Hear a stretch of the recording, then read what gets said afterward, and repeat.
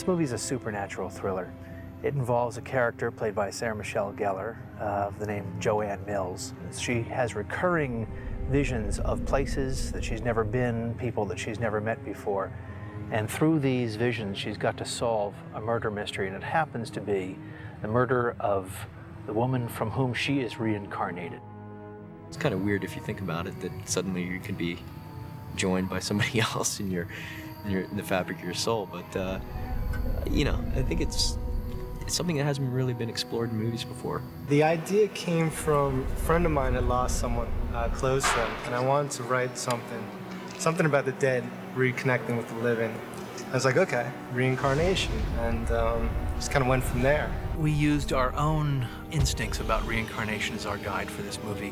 What was important to us was not the facts of reincarnation. What was important was what was inside of all of us. What are our expectations when we see a dream, when we feel a dream? What do we think is going to happen? When we have the sense of déjà vu, what do we think is the cause of it?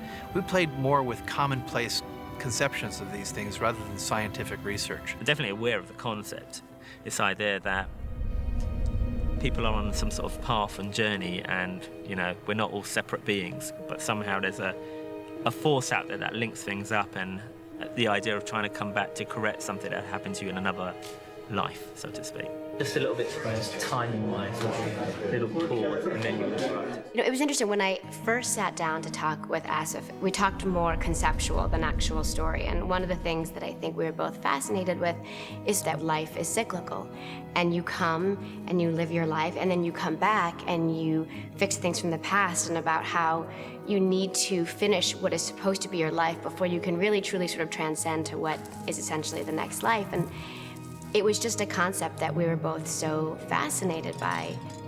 What happens if you don't finish what you were meant to do on Earth? What happens when there's things, emotions that are still carrying?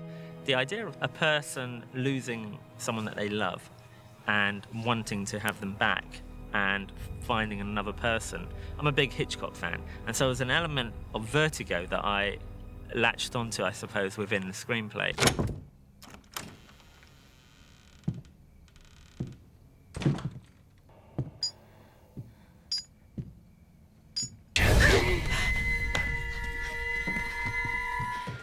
She's suddenly overwhelmed by these visions and these nightmares and the inability to sleep and waking up in weird places, and the visions become more and more intense.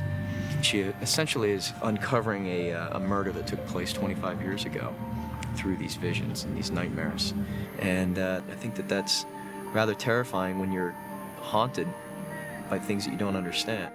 The way I like to think of it is we've got a series of layers, like an onion, and we're just peeling and unraveling another layer and another layer, and hopefully the whole thing winds up and everything has a motivation, which you only learn right at the very ending.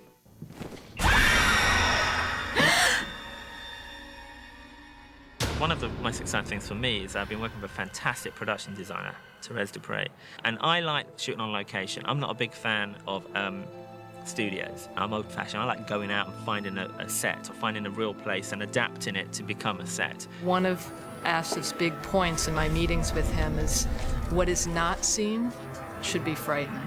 We have a lot of sequences in the barn where they're just amazing darkness, where you only see Sarah's eyes for a brief fleeting second. So we actually don't know where the characters are, and that's what's most frightening. I really want the visual side of the movie to be an important part of the movie watching process. I'm pretty obsessive about making sure things look interesting and look right. We've pushed certain elements to just give it hopefully a very original and dynamic and dramatic and scary look.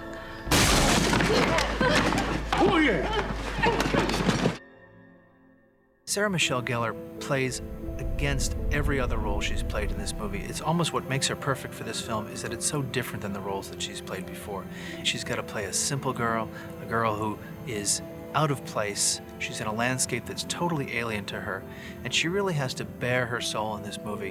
One of the things that I liked particularly about the character was she spoke very well for everybody, in the sense that I think young girls, middle-aged women, everybody understands what it's like to not belong.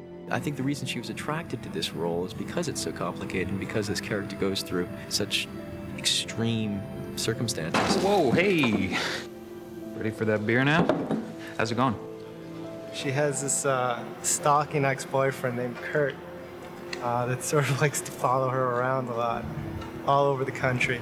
Classic red herring, and brilliantly played by Adam Scott. I think he is tremendously talented. Well, Kurt's a bit of a misguided young man. He's had a relationship with Joanna, with Sarah Michelle's character in the past, and they broke up because he was starting to become abusive and obsessive and everything. And so now he's resorted to just stalking her and kind of following her around, and still in love with her and thinks she's the bee's knees in all the wrong ways. Hi, Dad. Joanna? Well, come on inside, honey. I can't stay too long. Oh, it's good to see you. They had asked me in the very, very beginning, if you could have your ideal, who would you want to play your father? And I said, Sam Shepard. And I was completely joking because honestly, never in a million years would it occur to me that he would want to do something that small or work with me or any of those things. And months later, they came to me and said, okay, so it's all good. And I said, okay, what? Sam Shepard. And I was like, oh, yeah, right, okay, it's funny. And they were serious. And they said he just felt that same connection to the script that everybody else had sort of felt. Sorry I'm late. I'm glad you came. I met Peter in London, and he just felt like the way he looked, he gave me the idea that he has a past. There's something has happened to him in the past that he has a kind of a lived-in look. He looks like he's done stuff in his life, and I like that weight that he brought to the character. Peter's he's really interesting. He's been doing this a long time, and he brings something that's so different because it's not jaded. It's very rough, it's very raw, but he really understands this character and likes this character. I found that the characters they're interesting people to play because they're very complex. They're flawed. They're not necessarily, they don't necessarily do the right thing. They all have their redeemable qualities. Joanna! Joanna! This movie is very much about how we release information to the audience. We see it all through Joanna's eyes, so we learn these little bits of information along the way as she meets these characters. Less is more, as far as I'm concerned. And so my aim is to really create an unsettling atmosphere and to scare people. There was a man. I want the audience to be afraid and uncomfortable, but they're not necessarily all sure why.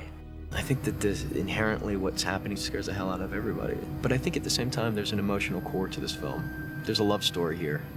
And I think that's its depth and that's its strength.